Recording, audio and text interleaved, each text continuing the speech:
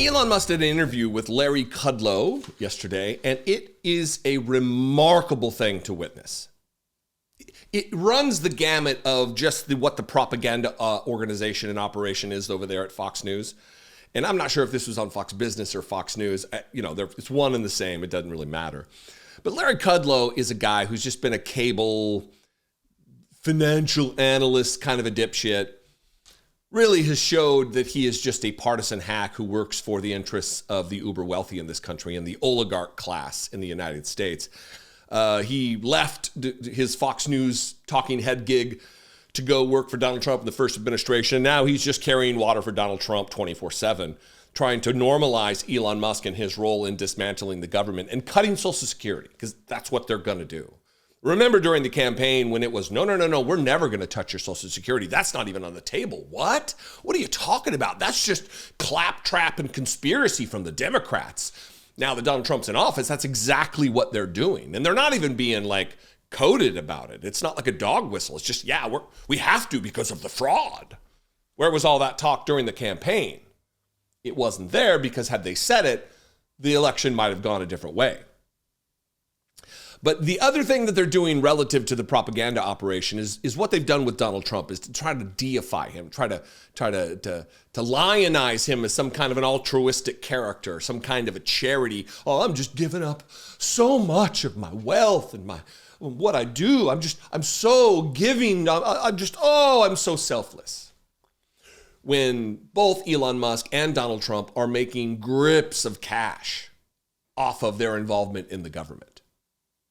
Donald Trump, I think, donated his salary one time, and all the other times he's pocketing that, which is fine. It's a salary, $400,000.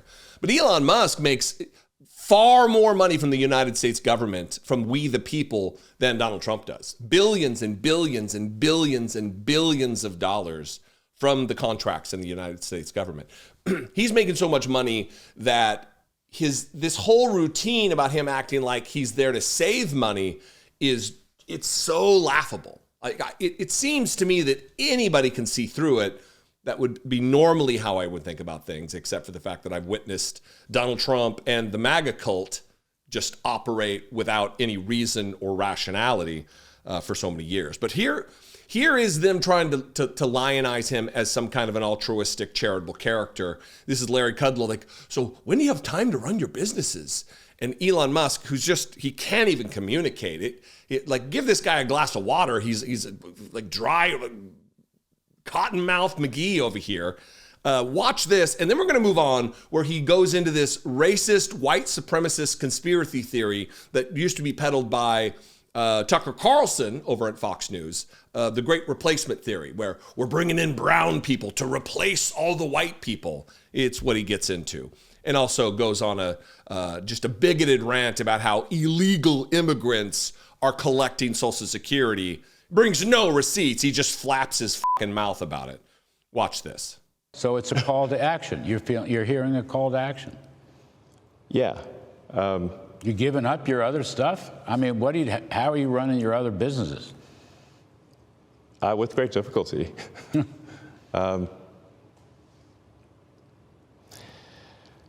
Yeah, I mean. But there's no turning back, you're saying? I'm just here trying to make government more efficient, eliminate waste and fraud, and so far we're making good progress, actually. So our savings at this point exceed $4 billion a day. Mm-hmm. So it's very significant. You think you'll wind up getting to $1 trillion? Yeah. Of savings? I mean, unless we're stopped, we will get to $1 trillion of savings. And that stuff can be translated. I mean, we had Russell Vogt, the OMB director, on earlier, through very rescission authority, impoundment authority. But I believe you said earlier, it's an audit that will not gather dust on shelves. This is actually going to wind up with real savings, bend the spending baseline down. Yeah. Yeah. How articulate. I am imbued with confidence from Elon Musk on this matter.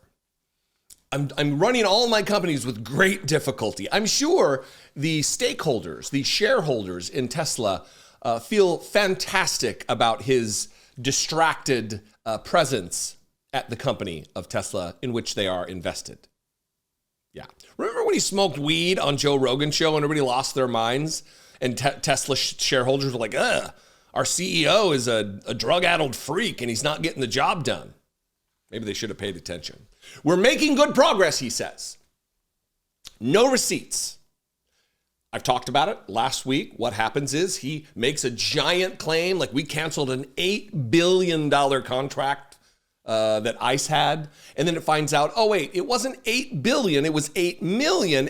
And it was just a line of credit. It wasn't actually a contract to be paid out. It was for the services that they would eventually do, maybe. And then as they paid out, it could get to 8 million, not billion. And then what they do is they delete the things they've said from their website, all of their proof, all of their receipts, their wall of receipts or whatever. He's a liar. And Larry Kudlow's there to carry his water for him, though. Elderly man breaking his back, working overtime for white supremacy and the destruction of the American government and the safety net that we will all, most of the vast majority of us, will utilize in retirement to ensure that we can live the rest of our lives in dignity and pay our bills and exist after having worked our entire lives. Something Elon Musk won't have to tap into because he's the wealthiest man in the world, and whatever pittance that we will get based on what we've put into the system, he's not going to have to take advantage of. Anyway, on that note, him tearing down Social Security and lying about it, acting as though immigrants to this country, illegal or otherwise, that they're collecting Social Security. None of them are. That's not how it works. But he's a liar, and they have to create conspiracy theories in order to try to get the general public on board with it. The lucky thing for us and the unlucky thing for them is people are not into cutting Social Security. They're not. The wealthy love the idea, even though Elon Musk, there's a cap on how much you contribute to Social Security. So if you're making $1 million a year, it caps as though you make like 150 grand a year. You don't continue to put in according to your wealth, according to your income. It's a wacky system we have in the United States that is set up to benefit the uber wealthy and the oligarch class in this country. Watch this. Keep in mind, he's talking about cutting Social Security and Medicare, just openly, no dog whistles, and he's putting it at the feet of illegal immigrants in this country. Lying and saying that Democrats are trying to pay them to come here and then let them become voters. Explain how any of this works or point to one instance where it's been the case. Please, watch this. So that's what I'm here for. And we're making good progress. Yes, you are. You're going to go another year? Yeah, I think so. Final report, middle of next year? Well, we're just getting things done as opposed to writing a report. Like I say, reports don't mean anything. You got to actually take action. Yes. So the waste report in entitlement spending, which is which is most of the federal spending is entitlements. So that's like the big one to eliminate, because that's the sort of $500 billion, maybe $700 billion a year.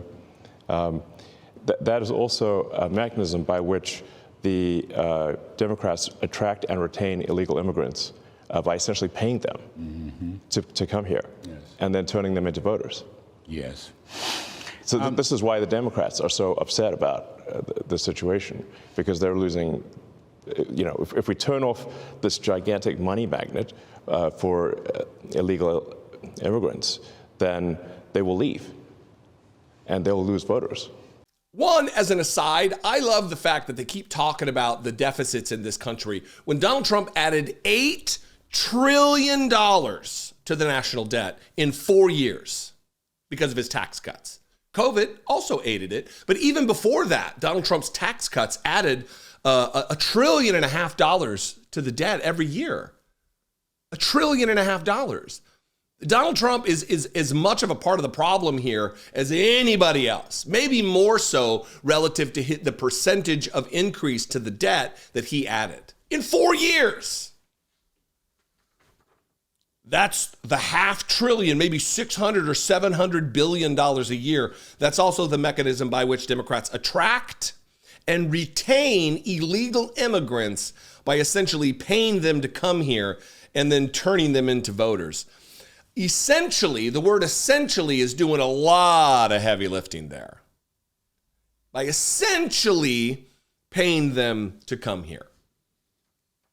How are they essentially being paid to come here?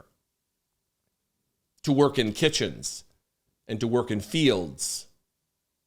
How are they being paid Social Security? They pay in through their payroll taxes. They pay into Social Security. They've helped shore it up for decades. But they're not collecting Social Security. Another thing Republicans are going to find out when they start mass deportations like they have started, when they start filling the internment camps. Anyway, what do you think? I'd love to know. You can call the voicemail line, 714-576-4054. You can email me daily at dollemore.com. You can comment below in the comment section. I'm sure it's peaceful and decent and normal, and there's no abuses taking place down there, right? YouTube comment section. Anyway, if I'm your flavor of political commentator, if you appreciate what I do, if I do something for you that brings you value and you appreciate it, please consider supporting this work, helping me create these videos and reach the millions of people I do every month. You can click the join button below, wherever that is over here. Become a channel member for $2 a month, or you can go to patreon.com/IDoubtIt podcast. Follow me on the social media. I'd love to see you there, and I will see you next time. Be genuine. Take care of one another.